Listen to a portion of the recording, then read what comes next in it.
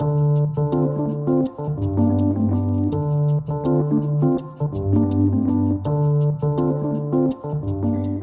boa tarde. Bem-vindas e bem-vindos a mais um Quarto de Conversa, rubrica do Gerador, que em 15 minutos vos dá a conhecer alguém que ande no radar da equipa editorial.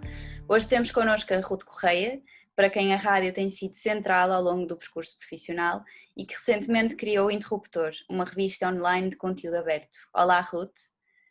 Olá, Carolina. Obrigada por me terem Espero que aqui. esteja tudo bem contigo. Ruth, tu que passaste pelo Oxigênio, estudaste em Londres, tens o teu próprio podcast, White Market, e agora estás na fase de doutoramento, corrige-me se eu estiver errada, em que altura é que tu percebeste que fazia sentido criar o Interruptor quase como agregador daquilo que tu tens feito até agora? Olha, eu vou fazer só uma pequena correção, que eu não estudei em Londres, eu estudei em Inglaterra, mas não foi em Londres, foi muito longe de Londres até, foi em Sunderland, que é no norte de Inglaterra, é mais perto da Escócia do que de Londres, e sim, fiz lá um mestrado em rádio. Eu acho que a ideia do interruptor foi uma coisa que se foi construindo, acho que se tornou mais clara no final do ano passado, creio eu. Mas foi uma coisa que se foi construindo. O meu mestrado, que foi em rádio e que foi uma coisa muito, muito prática, ajudou-me muito a perceber que se calhar eu gostaria de fazer coisas um bocadinho mais documentais, um bocadinho mais de investigação, que queria cruzar formatos, a coisa um bocado entre o jornalismo e o documentário. E lá foi uma altura em que pude experimentar muitas coisas que nunca tinha feito, que tinha uma ideia de como é que se poderiam fazer, mas que nunca tinha efetivamente experimentado, desde radionovelas, por exemplo, nós fizemos audiodramas, explorar coisas muito mais ricas do ponto de vista da sonoplastia, que são coisas que cá se fazem menos, porque os formatos estão mais espartilhados, por assim dizer, e as coisas foram-se construindo. No ano passado acho que se tornou mais claro que eu queria fazer uma coisa assim mais diferente do ponto de vista de formatos e até do ponto de vista dos temas que eu costumo tratar, porque eu venho naturalmente da área da música, faço jornalismo musical há uns 10 anos, se calhar mais até, de uma maneira ou de outra, e às vezes sentia que, não é que os temas se esgotavam, mas que acabava sempre tudo mais ou menos à volta das mesmas coisas, e eu gostava de experimentar falar de outros assuntos. O podcast é um bom exemplo de coisas que são um bocadinho ao lado, embora não muito fora, em que eu falava de conteúdos livres e questões relacionadas com direitos de autor, a evolução tecnológica. Trabalhei muito a reforma do direito de autor da União Europeia, quando ainda estava a ser, muito antes até de estar quase fechada, portanto eu apanhei, quando no podcast apanhei mais a parte dos preparativos, não é? O início do trabalho legislativo, e portanto andei muito à volta da tecnologia, da música, mas também algumas coisas um bocadinho ao lado, e de vez em quando falava de literatura e de software e de coisas assim um bocadinho diferentes, e acho que o interruptor surge um bocado na confluência disso tudo. Foi no ano passado que comecei a ter ideias mais concretas, mas na verdade ainda é um trabalho muito em exploração, não, às vezes até é difícil estar segura da linha editorial, por exemplo. Ainda está em Estou, construção. exato, ainda está em construção. Claro, mas o Interruptor é uma revista online de conteúdo aberto e em que medida é que este pormenor, que se calhar não é um pormenor assim tão pequenino, era tão importante para ti ao criares este projeto?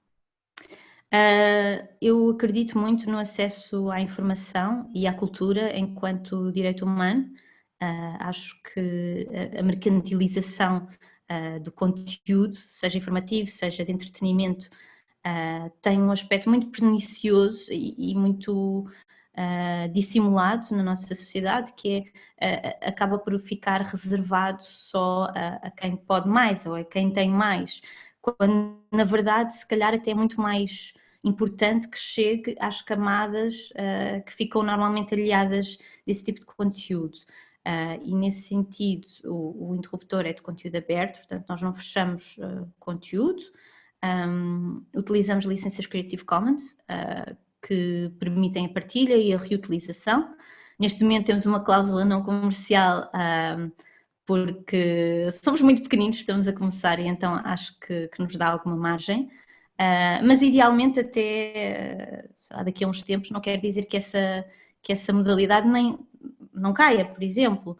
A ideia é mesmo que as pessoas partilhem, que reutilizem, tanto ao nível dos artigos em si, não é? Do que está escrito e do que vai sendo lançado via podcast. Se quiserem remisturar, podem remisturar, estão à vontade.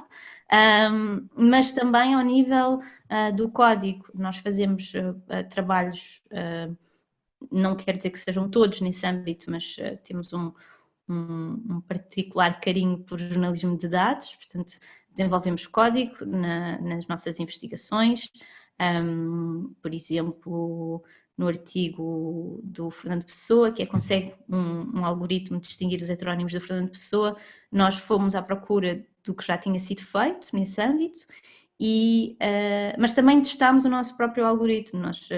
Há vários algoritmos, há vários modelos de tratamento de texto e por aí adiante, e nós testámos um que ainda não tinha sido testado, por exemplo. E esse código está aberto, está disponível, pode ser reutilizado. O código pode até ser reutilizado com fins comerciais. E acho que é uma maneira de democratizar este acesso à cultura e à informação, que tende a ser muito quase reservado a quem realmente tem mais meios financeiros, tem até, porque às vezes nem sequer é só uma questão de finanças, é também uma questão de mentalidade. Uma pessoa que se calhar não esteja tão dentro da comunicação ou do jornalismo, se calhar vai se sentir um bocadinho mais reticente quando lhes é pedido para dar 10 ou 20 euros por uma assinatura, seja ela mensal ou trimestral, do jornal, por exemplo. E numa altura em que a internet nos permite realmente estar acessível a mais pessoas e de forma mais permanente, eu acho que ter esse conteúdo aberto é fundamental para a democracia e para a cidadania e para sermos pessoas mais plenas. Tu já falaste sobre isso várias vezes, até em outras conversas, se não me engano, que tiveste, lembro-me de uma em que tiveste com o Shifter e que falavas e que dizias para não nos esquecermos de quanto é que é o ordenado mínimo nacional. E que tudo isso leva a estruturar, ou cada pessoa a estruturar as suas prioridades e aquilo que vê como sendo as suas prioridades. Mas tu sentes que em Portugal ainda existe algum preconceito ou desconhecimento em relação àquilo que é o acesso livre, em especial na cultura, talvez, ou que não existem ferramentas ainda? Eu diria que sim, no geral. Obviamente há pessoas que estão muito bem informadas e que são grandes ativistas neste âmbito, e existem associações, por exemplo, como a Direitos Digitais ou a ANSOL, que está mais ligada ao software, que realmente têm feito um trabalho muito louvável neste âmbito, mas eu acho que acaba por ser um sintoma de outras questões, que é a cultura, até há relativamente pouco tempo em Portugal, era muito pouco valorizada, e que continua a existir um discurso persistente da falta de valorização da cultura, da falta de valorização da comunicação social, por exemplo. Mas há também uma resistência muito grande em abraçar novas maneiras de fazer as coisas. E uma redação tradicional em Portugal é muitíssimo resistente, no sentido em que tem ali um atrito à mudança. As pessoas têm muito medo da mudança, e há muitas coisas que se estão a passar agora que se calhar já se podiam ter passado há 5, 6, 7 anos em Portugal, nomeadamente a aposta no digital. Quanto ao conteúdo livre, acho que também acaba por ser um bocado esta falta de visão da necessidade do conteúdo livre, acho que acaba por ser um bocadinho um reflexo da mercantilização constante da informação e do conteúdo, do conhecimento também, porque, por exemplo, as pessoas, mesmo os legisladores, mas é muito fácil percebermos a importância de ter conteúdo livre se pensarmos numa perspectiva de ensino, não é? Mas é muito, muito difícil as pessoas acharem que esse conteúdo deve ser livre se for para uma questão de fruição.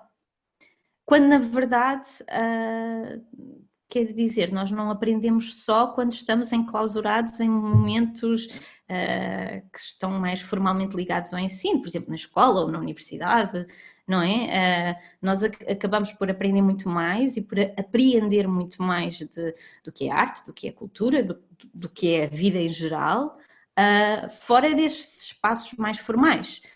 E, portanto, há ali uma barreira muito grande. E acho realmente que há muito também a questão de o medo de que se as coisas se tornarem livres, que perdem o valor. E isso não é verdade, porque nós sabemos que, por exemplo, o domínio público, há imensas coisas que estão no domínio público, que são livres, que não perderam minimamente o valor, e de um modo quase oposto. Há muitas coisas que têm um valor comercial, ou que estão no mercado enquanto produtos comerciais, mas que depois ao fim de 4 ou 5 anos já ninguém quer saber e acabam por desaparecer porque ficam aqui neste vácuo temos de... Isto não pode ser livre, que depois ninguém faz dinheiro, mas na verdade... não se faz assim tanto dinheiro de qualquer das formas. Há alguns que fazem muito, mas a maior parte não faz assim tanto. E portanto, acho que acaba tudo um bocado à volta destes nós. Claro. Ruth, já estamos quase acho que vamos passar ligeiramente o nosso tempo, mas eu gostava só de te perguntar que tu estavas a falar desta resistência das redações mais tradicionais e gostava de perguntar o que é que tínhamos a ganhar todos se uníssemos forças entre projetos. E aqui digo entre meios mais tradicionais e meios ditos alternativos ou independentes, acho que nunca se encontra a palavra certa. E eu sei que acontece porque sei que há, por exemplo, no caso do Divergente, que eles vendem peças que passam no telejornal. Achas que de alguma forma, se isto se passasse também nos meios de imprensa, da imprensa escrita, que podíamos todos aprender uns com os outros? Se calhar esta pergunta é um bocado óbvia para ti. Eu acho que sim, eu concordo perfeitamente com essa ideia de partilha de conhecimento, até porque a geração que está por trás destes meios independentes ou alternativos, ou pronto, assim, é mais ou menos a mesma geração, nós temos todos mais ou menos a mesma idade, ou estamos todos mais ou menos na mesma geração, e portanto claramente há aqui uma barreira geracional entre as pessoas que estão neste universo e as redações, que no geral são um bocadinho mais velhas, e atenção que as redações mais clássicas durante muito tempo praticamente não contrataram, e só agora começam a ter, ou há 3, 4 anos, começam a ter um bocadinho mais renovação de pessoal e em que entrou realmente uma fornada de jornalistas mais novos, mas é importante haver espaço para todos, para os mais novos, para os intermédios, para os mais velhos, porque todos têm valências e todos têm conhecimentos e visões diferentes, que não são necessariamente divergentes, eu acho que elas são complementares. E acho que realmente essa união pode ser muito preciosa para todos, e para todos os níveis, para os pequeninos, para os médios, para os grandes, porque realmente força a mudança, e a mudança aqui que deve ser vista como um percurso evolutivo e não como uma grande ruptura, uma coisa que vai criar ali um grande conflito. Não, é o contrário, é a mudança que traz evolução, que traz melhorias e que faz com que os meios de comunicação social possam oferecer uma informação que é mais rica, mais plural e mais melhor para todos. E finalmente, o que é que podemos esperar do Interruptor nos próximos tempos? O que é que podemos esperar do Interruptor nos próximos tempos? Bem, nós continuamos à volta da série Até Onde Chega a Cultura, que é uma série que neste momento está a ser lançada mais via podcast, mas que depois terá assim um grande artigo, ou talvez mais do que um, não sei ainda, mas que terá um artigo escrito que acompanhará o que tem sido feito até agora, em que basicamente nós estamos a explorar. A ideia partiu da exploração da distribuição geográfica dos equipamentos culturais em Portugal, portanto, onde é que há mais cinemas, onde é que há mais recintos culturais, onde é que há mais bibliotecas, etc. Quais são as regiões onde esses equipamentos não existem e como é que isso tem, e qual o impacto disso na vida das pessoas e no acesso precisamente à cultura. Nós já lançámos um episódio de bibliotecas e um de cinemas. Vamos lançar em breve um episódio dedicado a recintos culturais, em que falámos com a Fátima Alçada, que é a diretora artística da oficina e do Centro Cultural Vila Flor em Guimarães. Se tudo correr bem, teremos um episódio sobre museus, mas está muito difícil. E haverá um artigo com mapas e com mais explicações, com as coisas que foram sendo mencionadas ao longo dos episódios e alguns pormenores extra. Estamos também a trabalhar um artigo precisamente sobre o domínio público e sobre a importância do património que é comum a todos, património cultural que é comum e a cultura que é comum, mas que não pode ser partilhada porque tem direitos de autor e que estão muito fechados. E temos coisas mais interessantes que sairão, melhor, temos mais coisas interessantes que sairão lá mais para novembro. Novembro, em princípio, será um grande mês para o Interruptor. E eu estou a pensar em música e em literatura, mas não vou dizer mais coisas. Então, vou deixar assim em aberto. Mas sim, temos assim algumas coisas a ser cozinhadas que são muito interessantes. Uma coisa importante é que nós não publicamos todos os dias, às vezes é preciso esperar um bocadinho mais, mas eu sou suspeita, mas eu acho que vale a pena esperar. Claro, e dá tempo para digerir também aquilo que sim, os nossos artigos ainda por cima são muito, muito longos. Atenção, às vezes as pessoas vêm ter comigo e dizem, ainda não consegui ler. Cada artigo tem 3.000 palavras, é normal que não se consiga ler tudo de uma vez. Aliás, uma das coisas que estamos a trabalhar é tentar criar uma marcazinha para as pessoas poderem guardar onde estão a ler e poderem voltar pronto, para... Exatamente, uma marca de livro, mas para os artigos. Obrigada, Ruth, muito obrigada. Obrigada eu. Connosco. Obrigada a quem nos esteve a ouvir e daqui a 2 semanas há mais. Até à próxima.